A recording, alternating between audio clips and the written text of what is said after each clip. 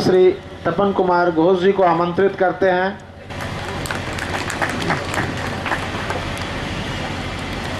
आज इस महान कार्यक्रम के अध्यक्ष जी श्री राम लक्ष्मण प्रसाद जी, मंच पर बैठे हुए श्री श्यामलानंद मुखर्जी जी, आदरणीय श्रीमती इंदुलता दास जी, अन्य गण्यमान्य अतिथिगण, धनबाद के नागरिकगण, मातृशक्ति।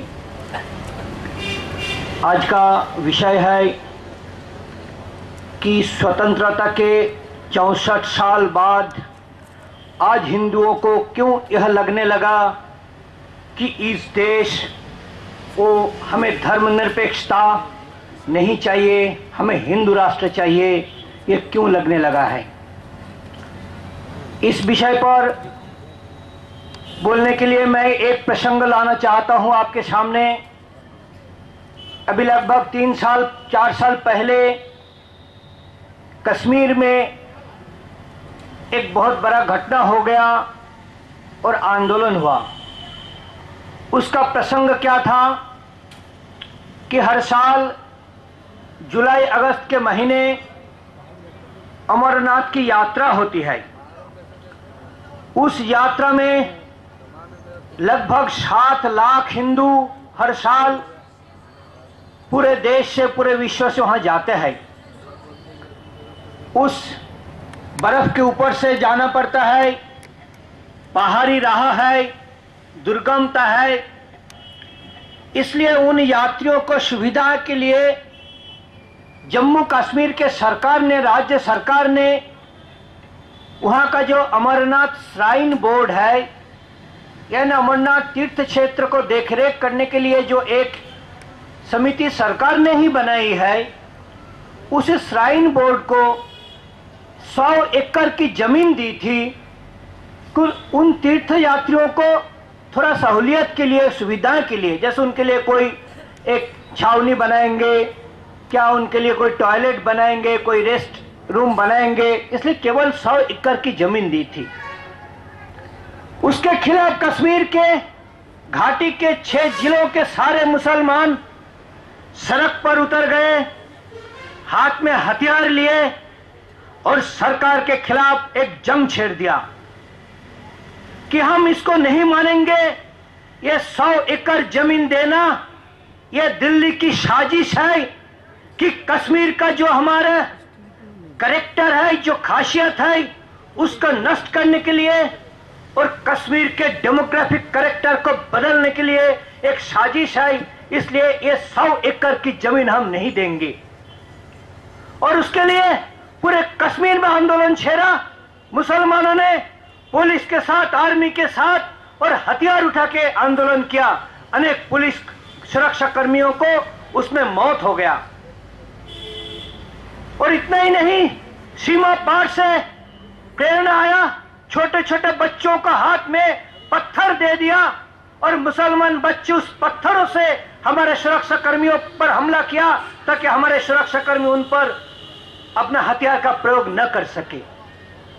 उसका रिएक्शन में जम्मू में हिंदुओं ने भी आंदोलन किया, अच्छा हुआ है बात। परंतु मन में यह प्रश्न आता है कि कश्मीर के मुसलमान हिंदुओं को एक टेम्पोररी यूज के लिए, क्योंकि जिन हिंदुओं के लिए वो काम में आएगा वो तो केवल 2 महीने के लिए वहां जाते हैं, उनके लिए 100 एकड़ की जमीन देने के लिए तैयार नहीं है। ये कौन मुसलमान है जो मुसलमान कश्मीर के 3.5 लाख हिंदुओं को सारे जमीन जायदाद और बगीचा छीन लिया है? कितने एकड़ की जमीन है? लेकिन वही मुसलमान हिंदू तीर्थ यात्रियों के लिए केवल 100 एकड़ की जमीन देने के लिए तैयार नहीं है। उनका यह आरोप है कि साजिश है कि कश्मीर के डेमोक्रेटिक कैरेक्टर बदलने की।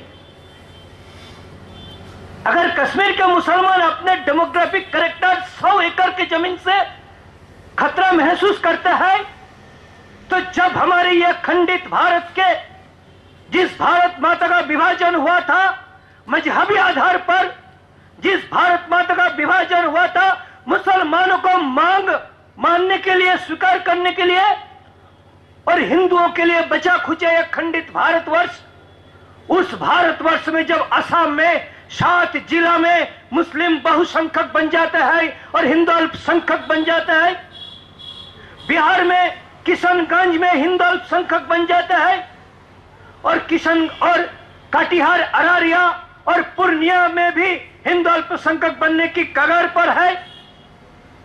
झारखंड जैसा अनुसूचित जनजाति बहुल राज्य में भी हमारे किसी ने उल्लेख किया, यहाँ 3 जिला पाकुड़, साहिबगंज और गोड्डा को और अल्पसंख्यक सेंट्रिक जिला घोषित किया। केवल वही नहीं, राजमहल भी खतरा में है। और पश्चिम बंगाल में मालदा, मुर्शिदाबाद और उत्तर दिनाजपुर 3 जिला लगातार, असम में धुबरी, बरपेटा, ग्वालपारा, नगांव, मणिगांव, हैलाकंदी और करीमगंज, ये 7 जिला बन गया। तो हिंदुओं को क्या आवाज नहीं उठाना चाहिए कि ये डेमोग्राफिक कैरेक्टर बदल हो रहा है, ये अगले आने वाले दिन में हमारे लिए भी एक खतरा बनेगा। अगर हिंदू यह आवाज उठाता है तो हिंदुओं को सांप्रदायिक कम्युनल ये ब्लेम दिया जाता है। मित्रों, यह धर्मनिरपेक्षता, उसी के लिए हमने हमारे मातृभूमि का खंडन किया। लेकिन यह कैसी धर्मनिरपेक्षता है कि जिसमें बहुसंख्यक, हमारे विजयदा ने कहा कि बहुसंख्यक लांछित होते हैं, बहुसंख्यक अपमानित होते हैं। अब लोग हैरान हो जाएंगे, अभी महीने भर पहले हमारे पश्चिम बंगाल में एक जिला है दक्षिण 24 परगना, उसमें मगराहट नाम के एक ब्लॉक है। उस ब्लॉक में अभी 20 साल में हिंदुओं का आबादी 87% से घटकर 47% हो गया और मुसलमानों की आबादी 11% से बढ़कर 51% हो गया। एक ब्लॉक में, मोगराहाट ब्लॉक में। अभी महीने भर पहले वहां पर मुसलमानों का एक सम्मेलन हुआ, उसका इज्तिमा कहता है। इज्तिमा में बड़े बड़े मुल्ले मौलवी आए, उनका भाषण हुआ, हिंदू धर्म को गाली गलौज, हमारे देवी देवताओं को गाली गलौज, ये सब तो हुआ। और उसके साथ क्या हुआ पता है? उन्होंने एक जुलूस निकाले। उस जुलूस में 900 महिलाओं को उन्होंने जुलूस किया और घोषणा किया कि हमने पिछले 1 साल में ये 900 लड़कियों को हिंदू से मुसलमान बनाया। उन 900 महिलाओं का, हमारे जो हिंदू थी और लाभ जिहाद के चक्कर में आकर, लाभ जिहाद का शिकार बनकर जो मुसलमान बन गई, उनके जुलूस निकाले। फिर भी हिंदू खामोश है, हिंदू मौन है, हिंदू चुप है। क्या हिंदू ये धर्मनिरपेक्षता का एक बार और निरीक्षण उसका नहीं करेंगे क्या? एक कैसी धर्मनिरपेक्षता है, कैसी सेकुलरिज्म है? एक मजेदार बात सुनिए।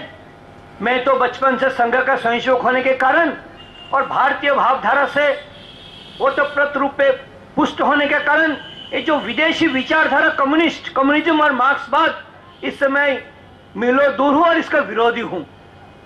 लेकिन हैरानी की बात यह है कि ऐसा एक मौका आया जिसमें मैं जैसा एक कट्टर कम्युनिस्ट विरोधी को मैं मजबूर हुआ कम्युनिस्टों को धन्यवाद करने के लिए, अभिनंदन करने के लिए। क्या है पता है? एक सुप्रीम कोर्ट तक एक केस पहुंचा। उस केस में रामकृष्ण मिशन ने, जिस रामकृष्ण मिशन का स्थापना 1897 में स्वामी विवेकानंद जी ने किया, जो स्वामी जी अमेरिका में जाकर कहा कि मैं अपने को हिंदू कहने के लिए गर्व महसूस करता हूं, जो स्वामी जी ने कहा कि मैं विश्व का सभी धर्मों का माता, हिंदू धर्म का प्रतिनिधित्व करता हूं, जिस स्वामी जी ने कहा I belong to such a religion into whose sacred language the word exclusion is untranslatable, उस स्वामी जी द्वारा प्रतिष्ठित रामकृष्ण मिशन ने सुप्रीम कोर्ट में एक याचिका दायर किया कि हम रामकृष्ण मिशन हिंदू नहीं है, हम अल्पसंख्यक है, हम रामकृष्णाइट है, हिंदू से हमारा बहुत फर्क है, हिंदू अलग है, हम अलग है। ये याचिका दायर किया रामकृष्ण मिशन ने सुप्रीम कोर्ट में, और उसके खिलाफ कौन लड़ रहा? बंगाल के सीपीएम का कम्युनिस्ट सरकार। कम्युनिस्ट सरकार कह रही कि नहीं नहीं, रामकृष्ण मिशन तो हिंदू है। प्रसंग क्या था कि रामकृष्ण मिशन द्वारा चलाया हुआ एक कॉलेज है, बेलूर पॉलिटेक्निक कॉलेज। उस कॉलेज का 4 नॉन ग्रुप डी कर्मचारी ने और कम्युनिस्टों का यूनियन के दादागिरी के चलते वो सन्यासियों को तंग करता था और कॉलेज चलाने में बहुत परेशानी हो रही थी। इसलिए कॉलेज अथॉरिटी ने, मैनेजमेंट ने उन 4 कर्मचारियों को बर्खास्त किया। बर्खास्त किया तो कोर्ट में केस कर दिया। कोर्ट में केस कर दिया तो सरकार के रामकृष्ण मिशन के खिलाफ और यूनियन ने केस कर दिया।